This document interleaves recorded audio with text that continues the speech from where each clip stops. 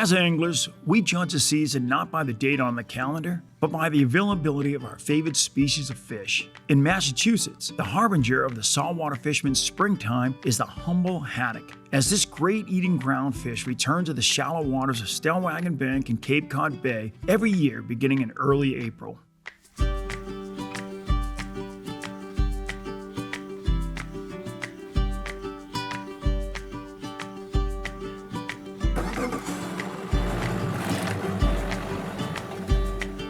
On this trip, Jimmy, Fee, and I pushed off the dock in our new 2550 Skeeter out of Plymouth Harbor on a glass calm morning in the first week of May for a freezer refilling mission to kick off our saltwater fishing seasons. Heading out, we were looking for 120 feet of water with a muddy bottom, and local intel suggests that big schools of keeper-sized haddock had recently moved in.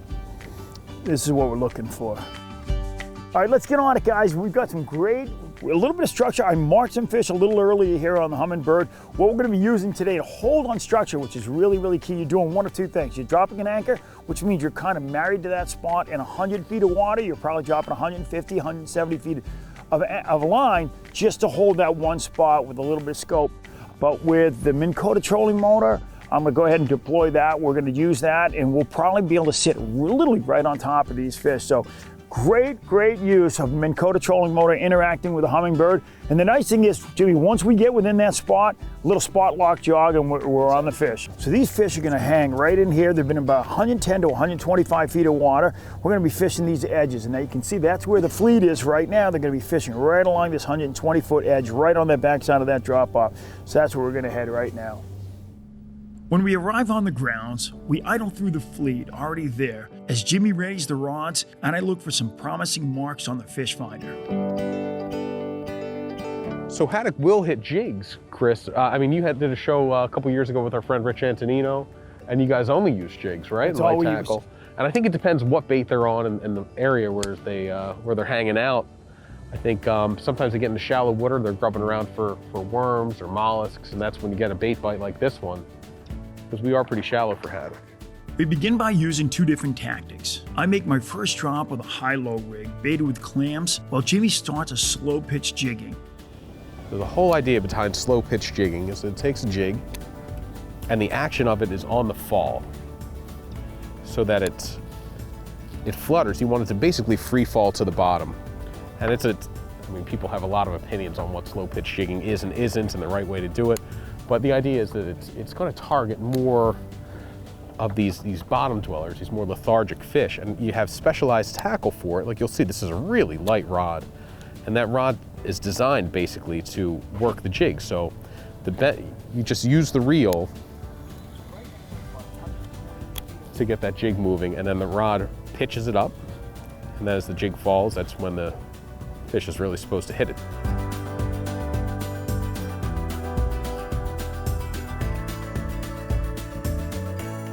We're not really moving, so we get a pretty good drift going. Just what are we moving at 1.2? I just got a bite. Did you? Yep. Ooh, he's there, buddy. Little Kubla Khan.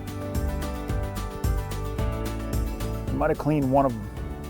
Oh, he didn't clean that time though. Oh yeah, all right. Okay. Slow pitch Jimmy might be moving quick over. I don't think this guy's a keeper, but you know what? We're out here with the fleet. A couple of safeties. Oh boy, look at this. Oh. Look at them swim up with it. There was one that was just below the thing. It was crazy. This thing was just sitting there. Oh, no. So this guy is definitely not gonna be big enough, but we broke the ice. This is it. Oh, what do we got here, Jimbo? For my line? Oh, little whiting. A little whiting. It's funny because I can feel the peck. Yeah. So that there is a silver hake. It's a member of also a member of the cod family, like the haddock. We're gonna go ahead and throw him back. He came up from 100 feet, but he came up slow enough that no eyes have popped out of him. Very healthy. He'll swim right off. Also known as a whiting. I have a whiting too, slow pitch jigging. Now these are a really good, a lot of guys like to eat them smoked, but I'm gonna go ahead and put this back. This is a really important forage fish too.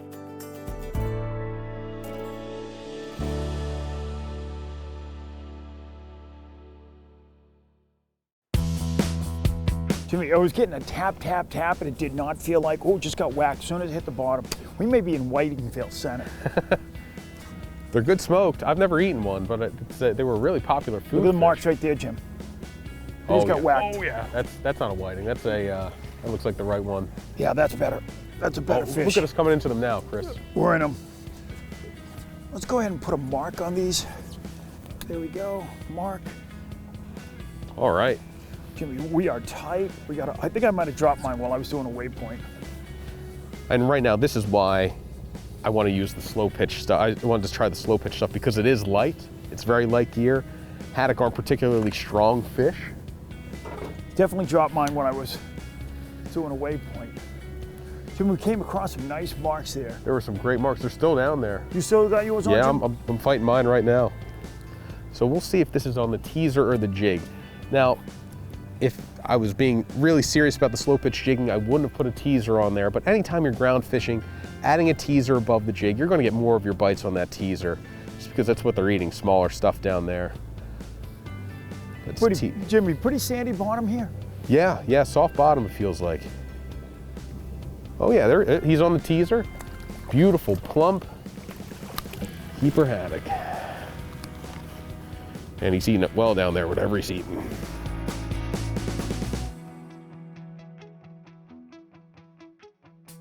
The difference between a slow pitch jig and say a regular diamond jig is it's a keeled jig. So it's asymmetrical. When it's in free fall, it's going to turn to its side, and depending on that shape, on the shape of that keel, it could kind of do a spiral like this, may just, almost rock back and forth, or may shimmy downward. This one does kind of a little shimmy like that when it's in free fall, but you've got to give it complete slack in order for it to turn on side like that. So we've been drifting. Look at the pile of fish we're on right now. We're just on them, we're off them, we're on them, we're off them. Jimmy, you see that right there? I do. That literally hit the bottom and was on. And so what we got to do is we get the autopilot deployed when we're over a pile of fish like this, because then we can just stay on top of these fish. Look at that. You can see your rig dropping and then the fish rising. Oh, I'm on two. Jimmy, nice. We got to stay on top of these piles. These guys are better fish. Well, I just don't remember what it's like to bring fish up from 110 feet. It's one or the other. So I'm fishing with a battalion. Beautiful fish, nice corker. Keeper for these are 17 inches, and you can take 15 per person. That's a nice fish. And so when you're on these fish, one of the things you want to do is you want to get in as fast as you can. They're nice size haddock too, Chris. Yeah, beautiful. Pretty fish, man. They're very silvery compared to a cod. Cod are more brown. So yeah, they've got that big eye right there. And they also have one of their other distinctive marks of the real dark lateral line. And then that spot there, which I always knew. That's a devil's thumb. Devil's thumbprint. Said that in our recent, and last year I was out fishing. I said that in a video we put on YouTube. People said, no, that's St. Peter's thumbprint. I like St. Peter's. Yeah, that's probably a little bit nicer spin on it. But St. Peter's trying to bring them back to heaven. Devil's trying to bring them down to the bottom. But yeah, so delicious fillets on there. Man, look at the purples in these fish too. Very cool, and they've been so abundant the last couple of years. You really don't have to feel bad about coming out and taking a bunch to eat. Haddock numbers are doing really well, Chris, and they're encouraging you to get out there and enjoy this resource. Jimmy, we just came over a pile right there. Oh, there's a bite. Jesus, right when I said we came over that pile. It's unbelievable, like we're on them, we're off them, we're on them, we're off them. I'm trying to get the Minn Kota pilot, the Minn Kota trolling motor deployed, and I haven't had a chance to actually get up there because when we go over these piles of fish, yeah, they're right there. They're literally right on top of them, and it just, if we can stay on these fish. And Jimmy, what I don't know, oh, here we go. It's if we're moving or these fish are moving. I'm getting more of a sense that these fish are moving and just doing like these big patterns and big circles, because we really haven't moved. We got Rich behind us. We aren't drifting very fast at all right now. I mean, you've got glass calm conditions. I think it's more of a factor, Chris, like you said. Oh man, they're look really at that going pile. down I want to there try now. to get this guy to the surface and get right back down, because I think we're not really moving. Yeah, we've gone through. We'll double up, then we'll have 10 minutes of nothing. 10, nice 15 fat minutes of fish. I'm gonna go ahead and land this guy.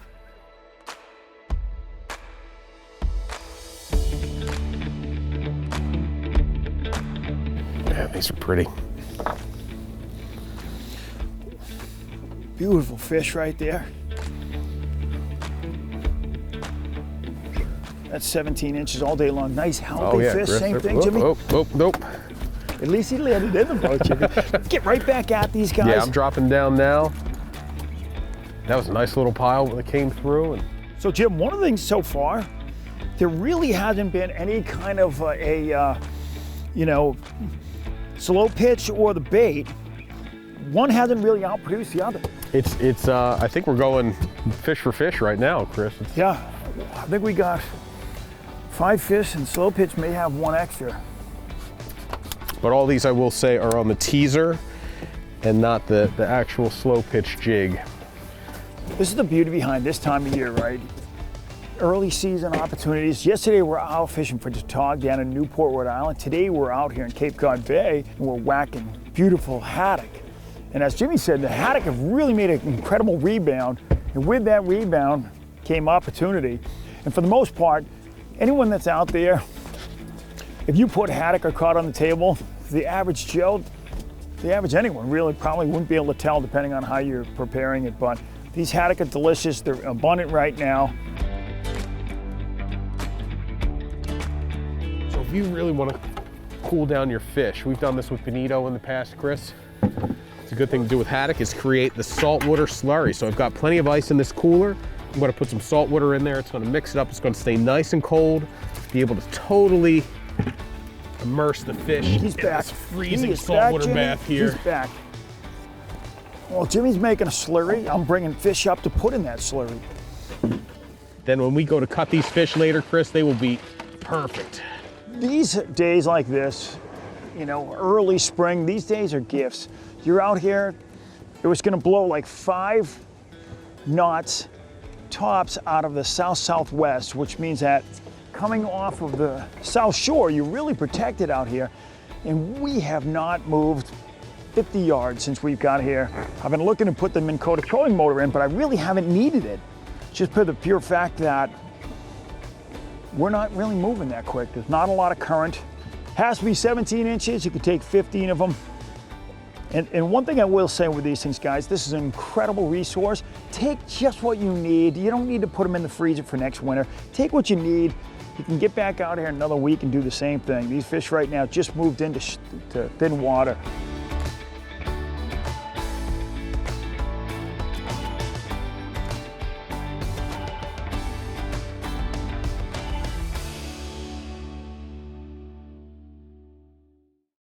Growing out of our love for being near or on the water, our new On the Water store carries our clothing line that reflects our passion for fishing. Just a short walk from the harbor and its fishing and whale watching fleet, the On the Water store is a must-stop if you're on the waterfront in Plymouth. The haddock appeared to be schooling over certain areas, which allowed us to use the Minn Kota Altera spot lock feature to stay over the fish. This technology has been one of the few true game changers I've seen in many years as a saltwater fisherman. The spot lock holds the boat over an area without the need for dropping or pulling an anchor whenever we want to change spots. This results in more time fishing and less time spent positioning the boat. It's most useful for blackfish and sea bass, but anglers have found applications for it with haddock, fluke, stripers, and even tuna.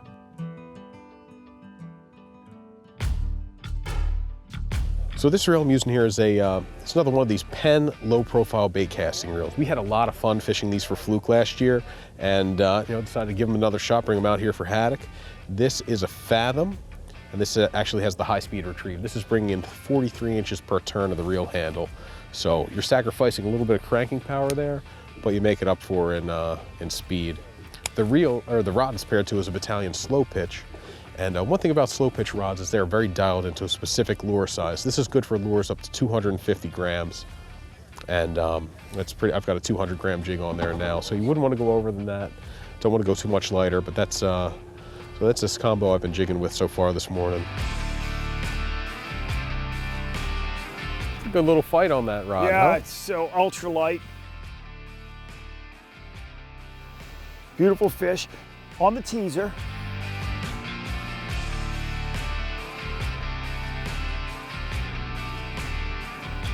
You know, a lot of people think that teasers make all the difference in the world, and every fish that we've caught has really been on the teaser.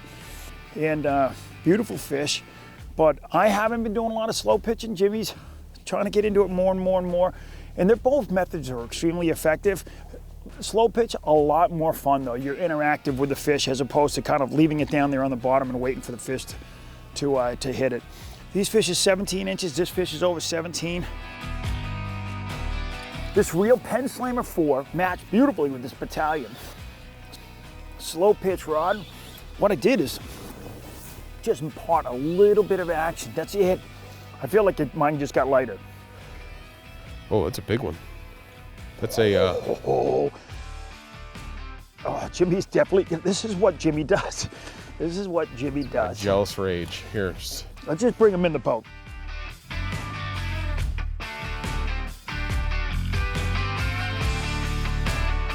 Jimmy, this is probably our best fish of the day, huh? I'd say that's a good size haddock. I mean, haddock don't get nearly as large as cod or pollock. So when you get a 4, 5, 6 pound haddock, that's a pretty good fish. Look at that guy. Beautiful fish. Regulation 17 inches over, guys. You can take 15 of these fish.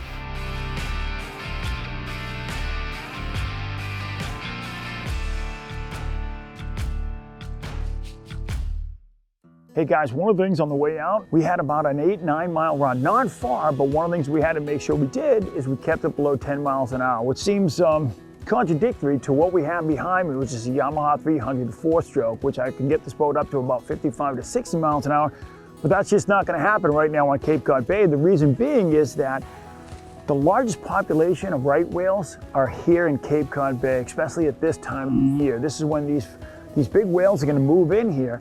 And so in order to protect these whales, what they're gonna do is they're gonna drop that speed limit down to 10 miles an hour in the bay. And that's throughout all of Cape Cod Bay. And that's so we can protect these whales. I know they're limited. I think they're saying there's under 400 right whales in the world today. And with the majority of the population are sitting right here in the bay.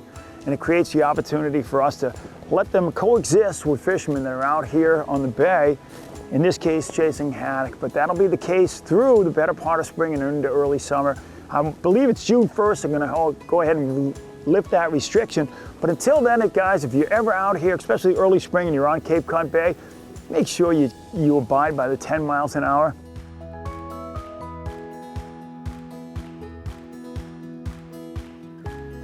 Endangered North Atlantic right whales return to Cape Cod Bay every winter and spring.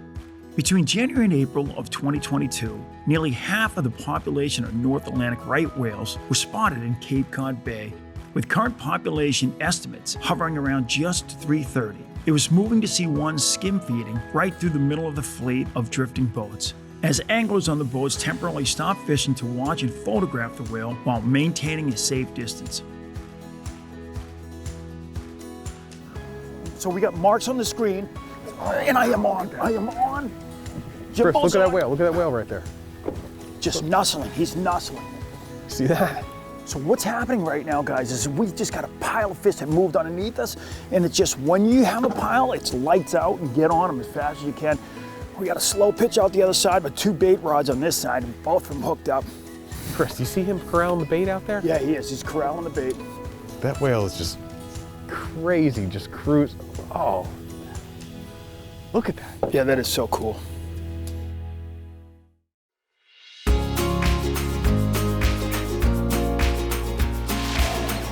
In the mid-morning, the fishing slowed a bit and we broke for lunch, during which our friend Captain Jeff B. Amari of Bad Influence Sport Fishing called us over. Instead of the frozen, salted clams that we'd bought at the tackle shop the night before, Jeff was using fresh clam bellies he'd secured through a commercial fisherman friend. The upgrade in bait reignited the bite for us, and before long we were back filling the cooler.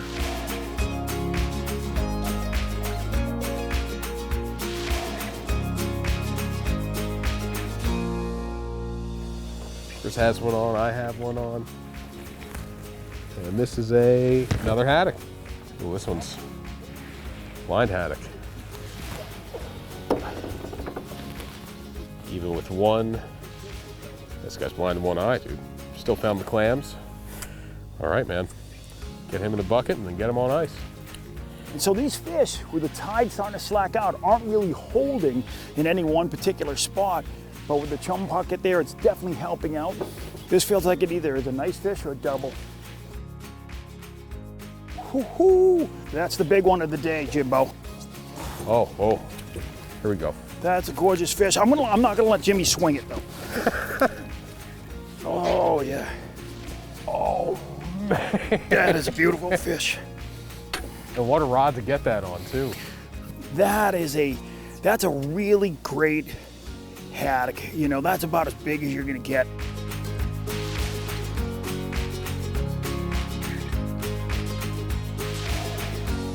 The one thing about getting out here early season on a day like this is that you're gonna meet with success. If you got young kids, get them out here, you're gonna bend a rod. Cod, a little tougher. But if you wanna get out here with kids, especially on a day like today, Friday, early season, just grease calm. It's like a mirror right now.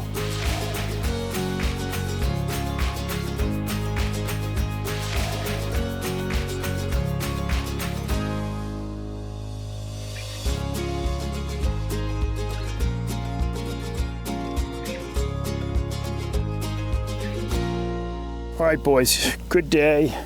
Yeah, we've got, man, I had a vacancy in my freezer for a while, since about mid-March. It's nice to stack some fillets and get them ready to go in there.